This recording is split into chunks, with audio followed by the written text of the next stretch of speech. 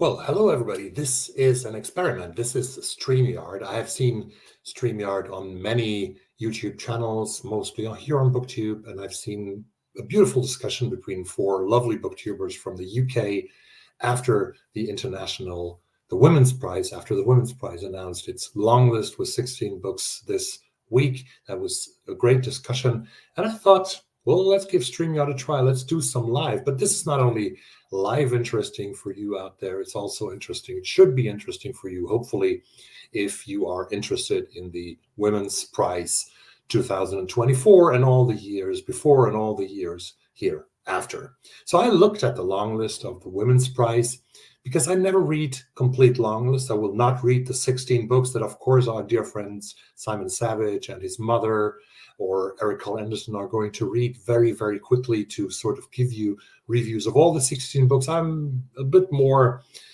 spoiled, maybe a bit more thinking of my own gainings, thinking of my own interests. And I just want to read the books that really interest me from the description that I found on the internet. And I identified four books, the four books that I absolutely want to read from this year's Women's Prize long list. And if there will be 5 or 6 in the end, maybe it's possible. I don't know. Let's see. Let's do this. But now I look at the description of the 4 books that interest me most. And surprise, surprise, the one that interests me the most is already here on my table. I'm going to show it to you in the end of the video. But let's look what the publishers say about the books that I am very much interested in. Now I get this banner here. The first book that I want to talk about is Hangman by Maya Binyan. This is number 4 on my list. The publisher says, a man returns home to sub-Saharan Africa after 26 years living in exile in America. When he arrives, he finds that he doesn't recognize the country or anyone in it. Thankfully, someone at the airport knows him, a man who calls him brother.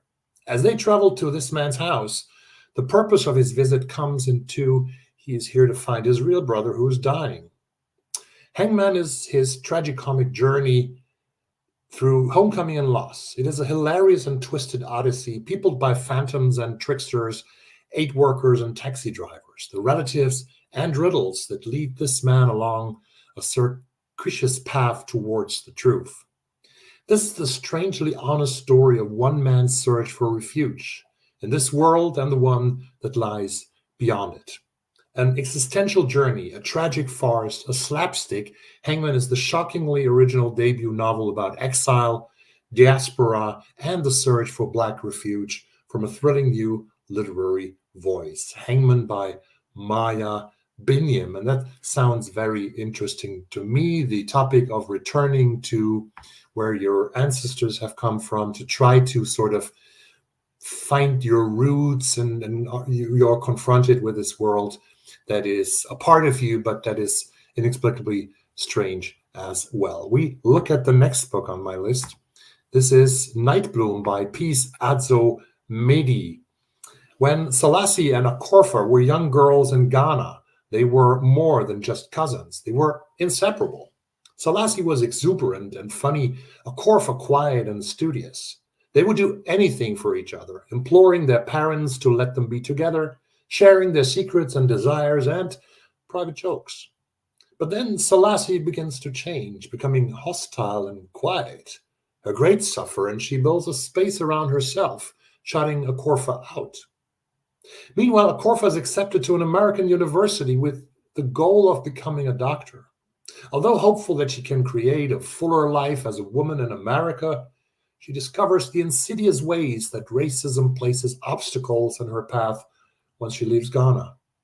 It takes a crisis to bring the friends back together, with Selassie's secret revealed and Akorfa forced to reckon with her role in their estrangement. A riveting depiction of class and family in Ghana, a compelling exploration of memory, and an eye-opening story of life as an African-born woman in the United States. Night Bloom is above all gripping and beautifully written novel, attesting to the strength of female bonds in the face of societies that would prefer to silence women. This is the second book that I'm really, really interested in.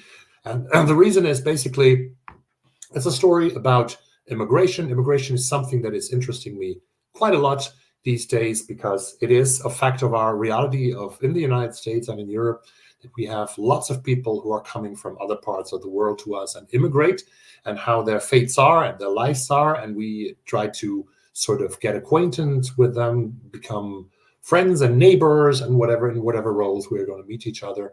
And this story of two women is also very interesting to me. The one that stays behind, the one that goes to America, and also the friendship, the bond between the women. Nightbloom by Peace Adzo Midi seems to be very interesting. And even the next one, number 2 on the list, my third book that I want to read, is interesting to me. This is Enteros by Isabella Hamad, and of course the horrible war going on in Gaza, mostly against the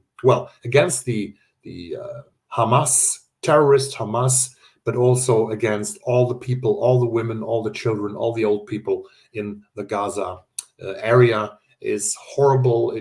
Thousands, tens of thousands of people have been killed. And, well, I don't want to say so much about, but Enter Ghost is a novel by a Palestinian writer, British Palestinian writer.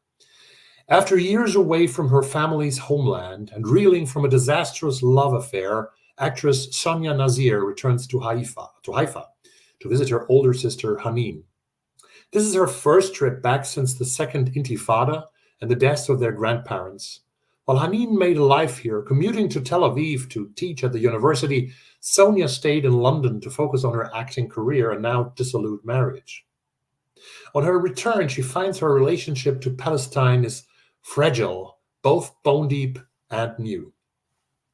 At Hanin's, Sonia meets the charismatic and candid Mariam, a local director, and finds herself roped into a production of Hamlet in the West Bank.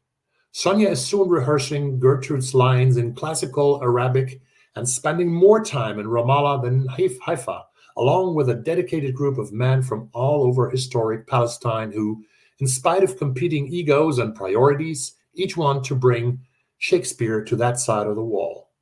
As opening night draws closer, it becomes clear just how many violent obstacles stand before a troupe of Palestinian actors.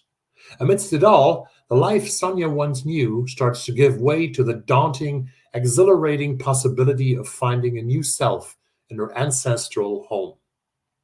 A stunning rendering of present-day Palestine, Enter Ghost is a story of diaspora, of displacement, and the connection to be found in family and shared resistance.